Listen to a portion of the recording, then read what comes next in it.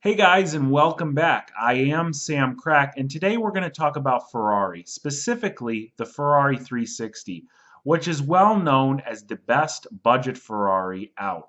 It commands well under $100,000 market value currently and still has a modern look to it. The Ferrari 355 in previous generations, like a mid 90s Ferrari and before, they look a bit more vintage. The 360 has sloped curves and looks really good. Another big benefit about the 360 is a lot of the regular services can be done leaving the engine in the car, whereas the 355s and a lot of models before that required you to pull the engine out, meaning it's cheaper to maintain a 360 than it is anything that came before. That's not to say that there aren't still some very expensive services to be performed on that car, as it is still a Ferrari. But the Ferrari 360 bottomed out a few years ago around the $50,000 to $60,000 range for some moderate mile examples. Now they've bounced back a bit. So I ran across this 360 on eBay. And as you see from this picture right here, it has 100,000 miles on it, which is pretty rare to see on a Ferrari. Obviously, most people have Ferraris as second or third cars, and it's always fun to see one that's been driven. So this one here, as we look, has F1 paddle shifters. And we see here, they look like they have some wear on it, as we should expect with a car with 100,000 miles.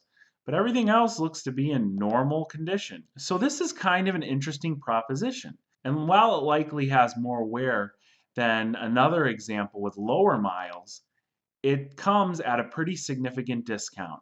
This car is priced at $51,500. Now, a few things to keep in mind.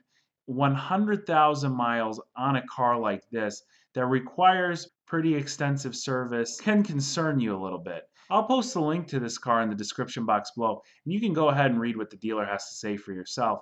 But they go in and they're kind of boisterous and say, hey, if you think that there's anything wrong with this car, right here you see it says stop it. It's a little ridiculous. The grammar's pretty poor, which my grammar can sometimes be really bad, so we'll discount that.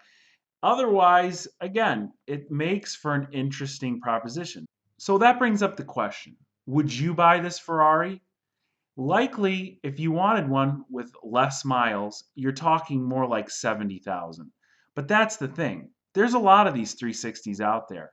And for about $75,000, which is a substantial percentage more than paying 50 for this one, you can have a car with mileage probably under 20,000.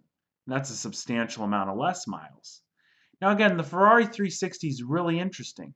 It's a car that people can buy now and likely resell in the future for the same or maybe even a little bit more than they purchased it for. So, I know everybody's not in the market for a Ferrari 360, but if you were, would you consider this one with 100,000 miles? This dealer makes the claim that it's been driven, so it's actually in better shape than one with less miles. But in the comment box below, you tell me, would you consider this Ferrari at a steep discount with 100,000 miles? Hey guys, I really appreciate you watching this video. If you liked it, please be sure to check out some of my others. We're coming to the end of the Audi S3 rebuild, and I plan to do a video very soon highlighting all the costs of that car.